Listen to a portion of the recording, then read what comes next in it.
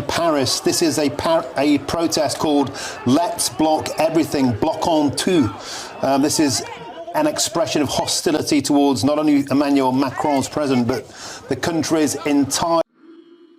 France block everything. The September 12, 2025, and the day in the history of France, the street spoke. On September 10, 2025, France experienced one of 8 most dramatic days of protest in recent history.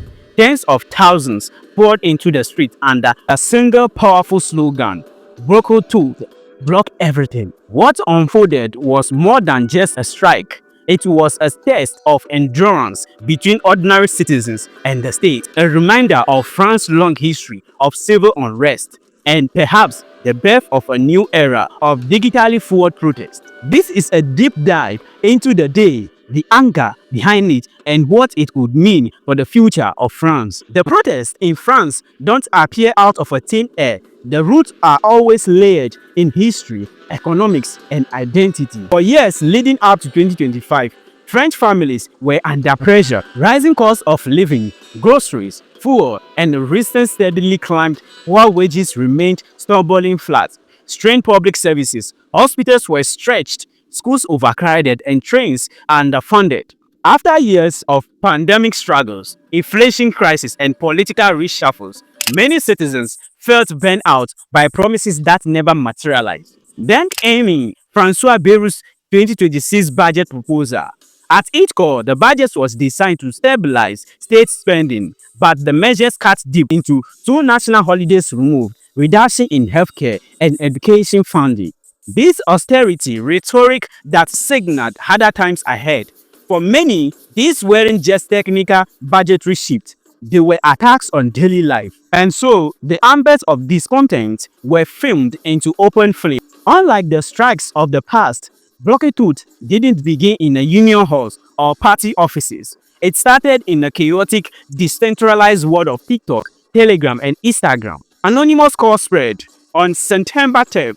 Block your city, block your station, block the ports. If the country won't listen, we make it stop. Hashtags exploded. Videos of students printing flyers, delivery riders organizing, dock workers planning slowdowns all went viral.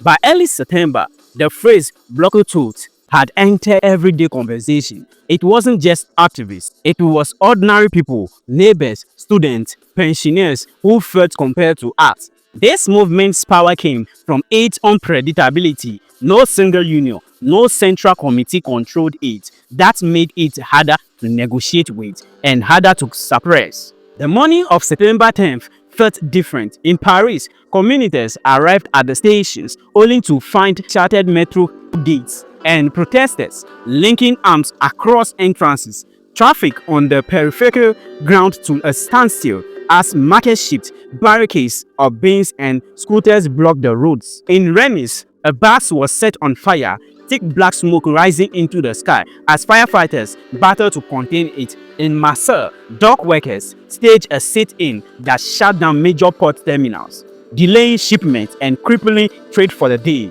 In Lyon, logistic depots were blocked, trucks were stranded, and graffiti spread across warehouses. Macron did.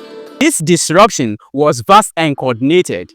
2,000 to 250,000 people were on the streets, according to the union, and 80,000 police officers were deployed nationwide. Barricades and burning bins became symbol of resistance. By midday, tensions reached their peak in central Paris. Thousands gathered near the National Assembly. To them, it was not just a building, it was the embodiment of a political class they felt had abandoned them. Police formed lines, shields glistened in the sunlight, loudspeakers ordered dispenser. Protesters chanted louder, waving banners, justice sociale. Then came in the escalation. Water canoes fired. Tear gas grenades rolled across cobblestones. Protesters hurled bottles, stones, and even broken pieces of street furniture. Makeshift barricades of benches and debris rose across Boulevard. Dozens were injured. Arrests climbed by the hour. Yet the chant kept echoing on Bloquons Tout. As the chaos unfolded in the streets, an earthquake shook the halls of power.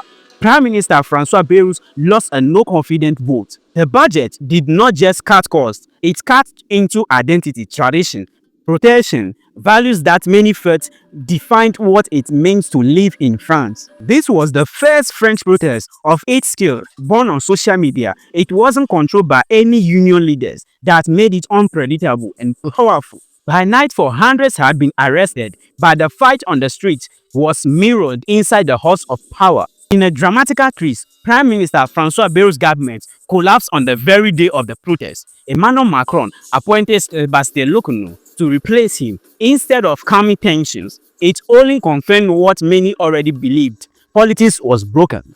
For the protesters, Bloquons meant community. Another politician in the suit making the same promises. The timing made it look like panic, not leadership. By evening, France was scared. Over 400 arrests, dozens injured, millions disrupted. The government stood firm. The protesters vowed to return. On September 10, 2025, France blocked itself, not for distractions, but for dignity. The movement's power lay not in leaders or speeches, but in ordinary people demanding to be heard. Whatever the history remembers it as a turning point or just another day of unrest depends on what will be next or what will happen next in the history of France. This is the voice of the people of France wanting to be heard, wanting the government to change its policies to fit their perspective. What do you think about what is currently happening in France as the economic is collapsing? The people are destroying government property. What are your thoughts? Share it in the comment section. Thank you for watching this channel.